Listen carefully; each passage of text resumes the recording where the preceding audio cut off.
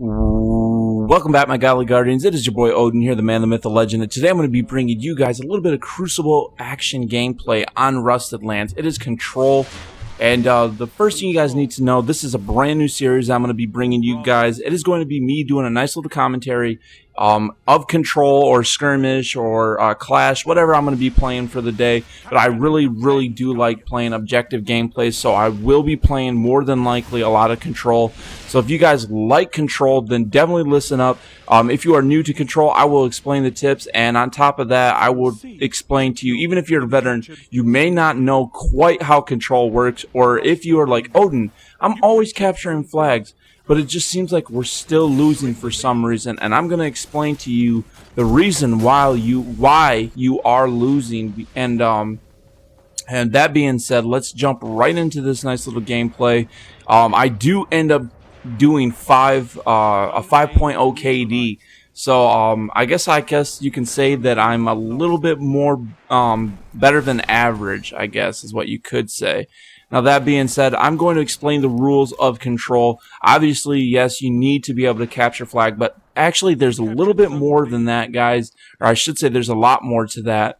But let's jump right into it. Here I'm going to show you, or I'm going to explain to you the reason why I do what I do. But for Control, some general Control tips are when you neutralize a control zone, you get 25 points. So that's a good thing. You want to make sure that you're always trying to constantly get your your opponent's flags that they control, because that does give you 25 points. However, a more important thing is when you hold one zone in control, so right off the bat, you guys are going to be able to grab a flag that you're nearest by. And that is going to ensure that when you get that flag and then you kill somebody, you're going to automatically get a control bonus of 50 points. Now that's huge, absolutely huge when you first start in Control. The best thing that you could do is obviously get all three, which is called the lockdown. And you will see that. I will give you an example of that later in the game. So the second thing you guys can do is get 2 flags. Now, once you get 2 flags, you get an additional 50 points per kill. So once you get 2 flags, you're going to get a kill. That's when you start slaying your opponents. When you start slaying your opponents after you have 2 flags, as long as you are killing and making those slay plays, you will get 100 points per kill. This means that you want to make sure that you're catching your teammates off guard. The best way to do that is make sure that after you have map control, or you want to be towards the middle and get the cutoffs to very important parts of the map. Now, each map has its own little unique or special cutoff that people like to play. So that being said, once you get 3 zone map controls, all 3 flags, A, B, C, Alpha, Beta, Charlie, however you want to look at it, once you get all them, you end up getting 200. That gives you an additional 100 more than 2 flags. So it's very useful to get a lockdown. Once you get a lockdown, it's 200 points every single kill. So make sure that you end up getting everybody that you're supposed to get. So make sure that you're, even if you camp a little bit, make sure that you're around the flag, because you want to be kind of towards the captured control zone, because when you capture a control zone, you get 75 points to begin with. So each team is going to get 75 points right off the bat as soon as you pick up the flag that you started at when you were near it. That being said, when you kill an enemy after neutralizing that captured zone, you will get 25 points right off the bat. So that's essentially the same as getting two zones in control right off the bat. Get a flag, kill somebody near your flag, that's automatically 100 points. That is a huge lead right off the bat. First blood is a very big bonus too. You need to make sure that you end up killing people for first blood. That'll put your guys' team in a really good position to be able to win.